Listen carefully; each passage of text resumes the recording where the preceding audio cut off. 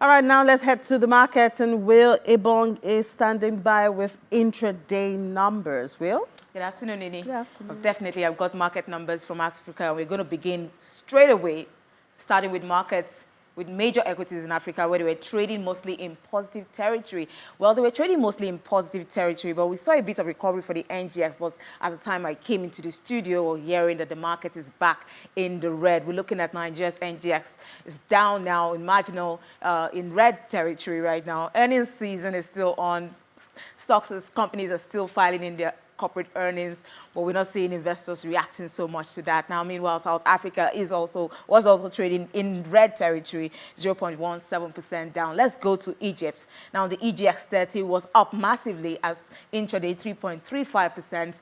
There's been that recovery from that dip yesterday. We saw that over 2% dip for the EGX, but the investors probably took advantage of that, buying that dip and, having that index up 3.35%. Now, talking about yesterday, we still have Kenya in the green on Tuesday, 0.04%.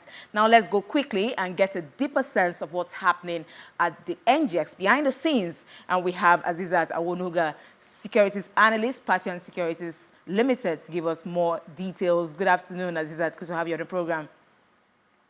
Hi, good afternoon, Will. It's good to be here. Azizat, first off, I did talk about the NGX being in the green much earlier in the day. At intraday, we saw that marginal, uptick. But I was just wondering, as I was speaking to you, said the market is in the red now. What stocks are responsible for this dip at the NGX? Okay, so today we saw a marginal gain at intraday, as you earlier mentioned. The market was a bit slow today. Volumes and values were not as high. So we saw a total volume trade of about 176 million units, value at about 3.2 billion, right, at midday. And most interestingly, the market movers who were the highest volume and value traded, which is Transco, UB, and GTCO, are all in the negative. And that might have, triggered that marginal turn into the negative from positive. So right now, the market is at about minus 0.14%. And I would say it's mostly attributed to Transco, UBAGT. So, Transco, speaking of Transco, what are the sentiments there? What are investors looking at for selling off that stock price at the moment in the stock? Okay, so currently, through the market, we're seeing a lot of profit taking, which was quite expected, if we're being fair. The market has been rallying since December into January, and investors actually like Transcorp as a stock. It's a fan favorite, as I like to call it. Currently, as a midday, around 12:30 thereabout, it was losing about 4.9%. To 13.5 from 14.20 that he opened at, right?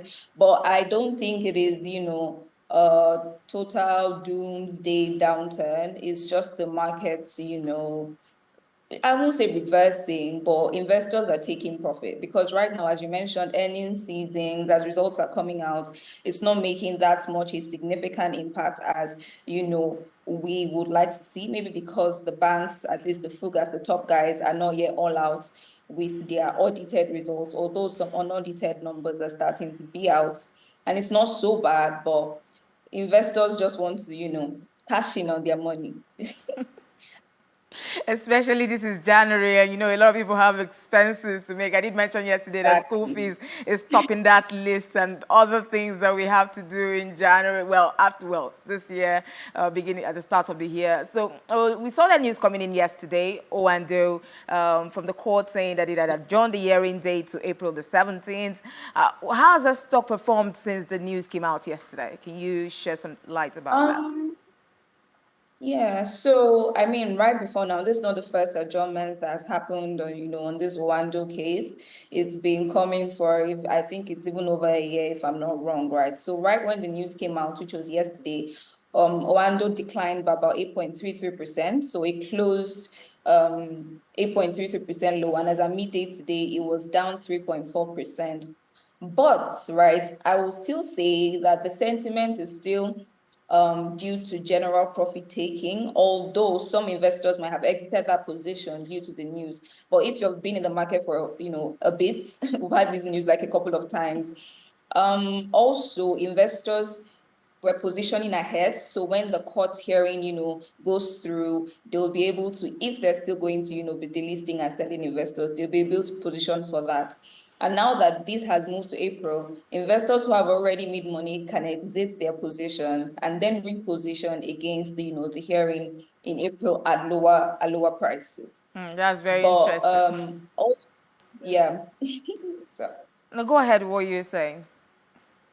Okay, I'm just saying the fact that there's that volatility in the stock due to the news around it and the fact that fundamentally it's not so bad and the industry is doing well, it makes it good for people who are trading. So the price fluctuations makes it in a trader's choice. But So I feel like it was in your opinion, do you think Oando is going to delist? Some people think they're not going to delist. Yes, actually, but we can't put it. We can't put a full stop in it and say, oh, they are or they're not going to. But yeah, you're right. There's sentiment that they probably won't go ahead with it. But they haven't officially come out to say that. So we're just going to take their word as is and take the last official thing they told us, which is that they're going to delete. But yeah, you're totally right. Sentiments are saying that is highly unlikely. Okay, let's zoom in on the consumer goods sector. We saw Boa Foods making waves this afternoon. Well, at intraday, it gained about 10 naira 90 kobo or 18 naira 90 kobo.